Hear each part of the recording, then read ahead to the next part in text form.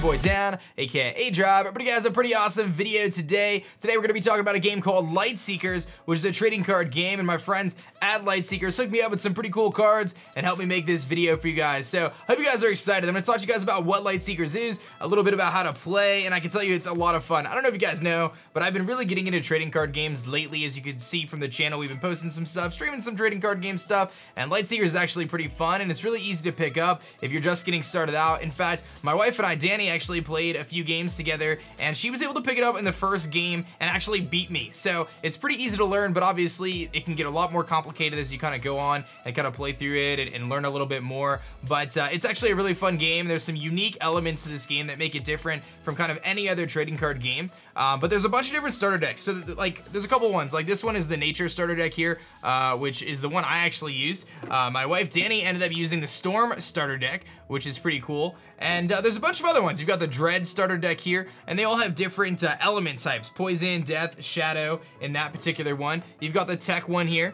which has explosives, mechanical, and time. And you've got astral, which is pretty cool.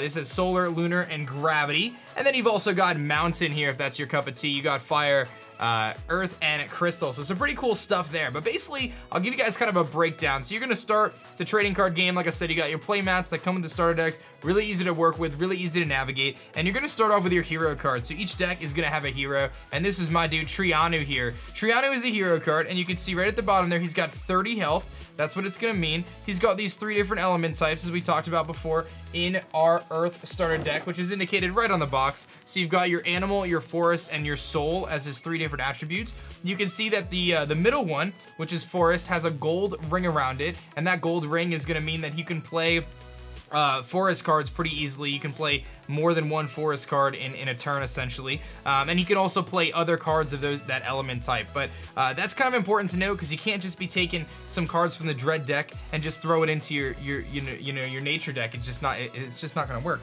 But basically, you have your hero. He starts out on the playing field, and he starts with a 30 health. And you're basically, the objective is to knock your opponent's hero down to 0 health, as you would imagine, but using various cards. So you can use things like attack cards, as you can see here. This Reckless Spirit, it's gonna do 3 damage, and it's gonna remove a buff, which I'll talk about buffs in a second. You can use defense cards like this Spore Feeder here, which is gonna heal equal to the number of buffs you have in play, and you can deal damage to another hero as well, which is also something to note. This isn't just a game for 2 people. You can actually play 4 people in this game and kind of work in like a rotation kind of situation, which is really neat. But there's also buffs, and buffs are really the kind of the bread and butter about how this game is gonna function differently. Buffs are super unique in the fact that, I'll zoom out a little bit here. So the way you play a buff is you play a buff in your buff zone, and you can see there's an X in the top corner here, which means it's not going to really do anything this particular turn, but you're going to deal damage based on what's in the corner to your target in this case. So I play my buff down. On the following turn, my buff phase activates, and I turn the card anti-clockwise or counterclockwise, and now I have a 3 up here. This 3 is going to be dealing 3 damage to my opponent, and it's going to be weakening him down. Then the following turn, you're going to rotate it again, you're going to deal 2. Then you're going to rotate again and deal 2. And then eventually, once you get back to where you were, the card typically expires. But certain buffs are going to function different ways. And then on top of all that, you have combo cards, which are a little bit different.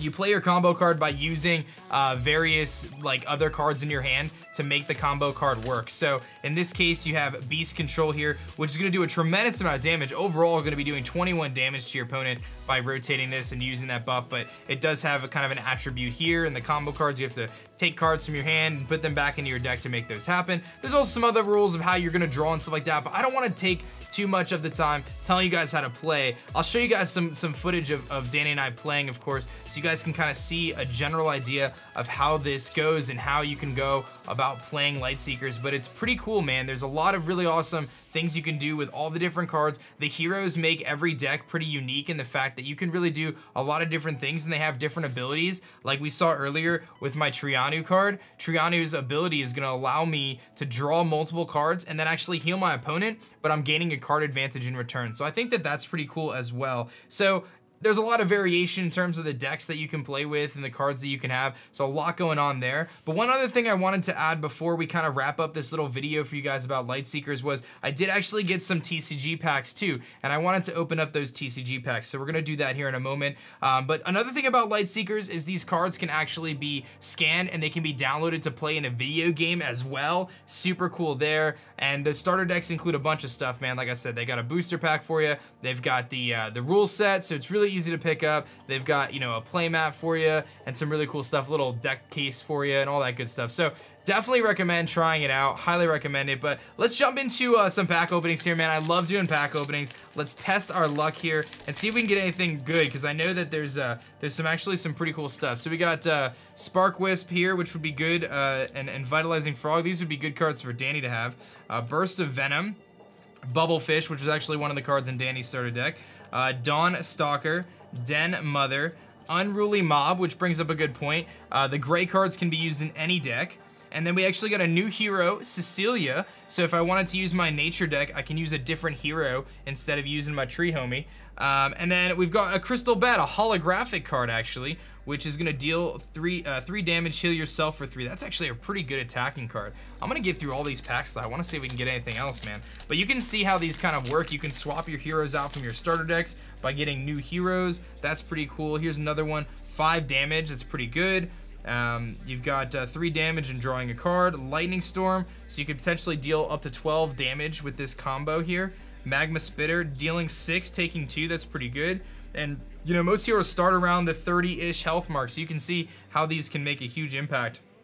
Fungi Medium is a buff that's going to be really cool, so you can actually use the attack ability or the defend ability. Eclipse gives you 11 healing with this combo card. Hazel the Hermit, so another hero. So my nature deck, actually, I've got 2 heroes that I could have used, and they have different abilities. So you can see like this guy has some different abilities to him, so maybe it would be better if that was kind of the strategy I wanted. And Warden of Time.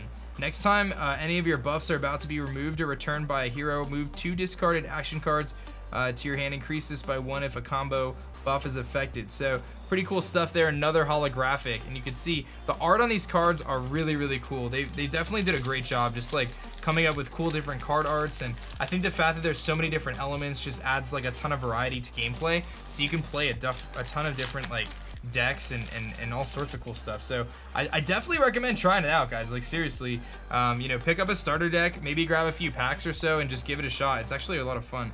So we got Shattered Flame, we got Looper, and these packs are already like filling out some of my decks, so if I wanted to like improve upon them. Here's another hero, so you can heal any hero by 1 or for 1.